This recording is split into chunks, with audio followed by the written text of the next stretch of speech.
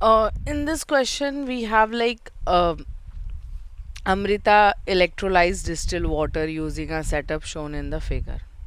So, the very important thing, उसके पास क्या है? Water है, ठीक है. So she is having H2O. She was expecting two gases to be evolved at anode side and the other one is at cathode side, ठीक है. तो at time she is expecting कि ये जो है लाइक एक एनॉड साइड और दूसरा कैथोड साइड, दो गैसेस जो है वो इवॉल्व होंगे. तो व्हाट इज़ एनॉड? एनॉड जो है ये मेरा पॉजिटिव इलेक्ट्रोड है, ठीक है. एनॉड जो है ये क्या है? पॉजिटिव इलेक्ट्रोड है. वेरस कैथोड जो है ये मेरा क्या है? ये नेगेटिव इलेक्ट्रोड है. Okay, so this is my negative electrode. So होगा क्या कि जो पॉजिटिव है उसके साइड नेगेटिव ये आएगा और जो नेगेटिव है उसके साथ पॉजिटिव. तो एनॉड के साइड क्या रिलीज होगा? Oxygen, that is O2 gas. And hydrogen जो है ये कौन से साइड आएगा? ये कैथोड के साइड आएगा. H2 is going to come like cathode के साइड. ओके, तो जब वो इलेक्ट्रोलाइसिस करती है, what is the meaning of electrolysis? Electrolysis मतलब ब्रेक डाउन कर रहे हैं हम लोग, यहाँ पे ब्रेक कर रहे हैं. So electrolysis. Okay, electrolysis. Electro का मतलब होता है like electricity over here and lysis का क्या मतलब होता है? Break down. तो इलेक्ट्रिसिटी के थ्रू हम लोग यहाँ पे क्या कर रहे हैं? ये ब्रेक कर रहे हैं दो उसको. तो जब तुम ब्रेक करोगे तो यहाँ पे लाइक प्लेट्स लगे, one is cathode another one is anode.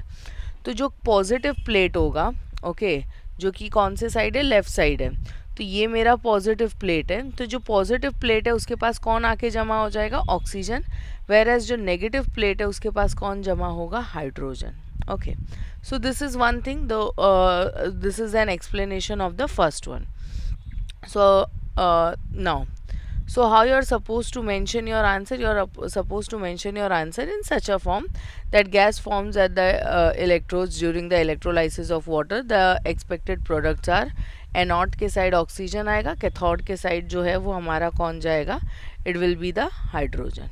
Okay, moving further second part पे आते हैं क्वेश्चन के. सेकेंड पार्ट में क्या बोला है?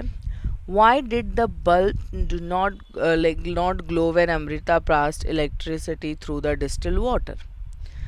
तो देखो, इलेक्ट्रिसिटी कंडक्ट करने के लिए चार्ज को मूव करना पड़ता है.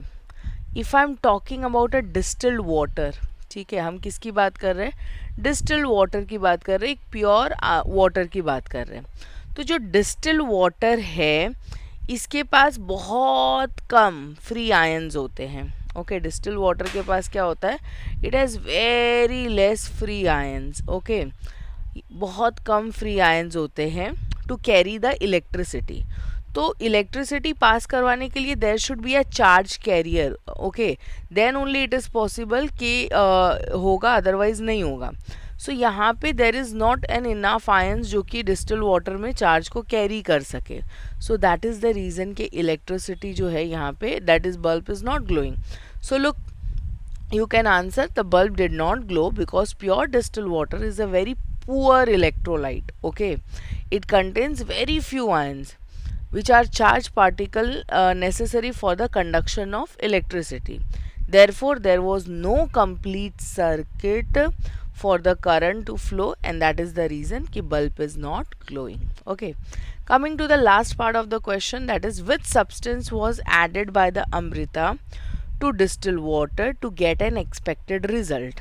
Okay, तो ये एक पुअर इलेक्ट्रोलाइट है, हमें एक अच्छा इलेक्ट्रोलाइट ऐड करना पड़ेगा. Right, we need to add an a good electrolyte. तो हम यहाँ पे क्या ऐड कर सकते हैं? We can add that sulphuric acid. Okay, so you can add like good acid. यहाँ पे हम sulphuric, this is H2SO4.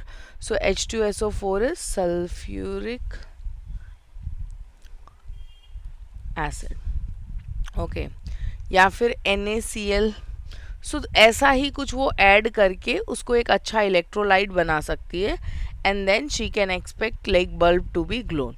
So yes, this was an explanation. If you have any doubt, you can reach to us. Thank you.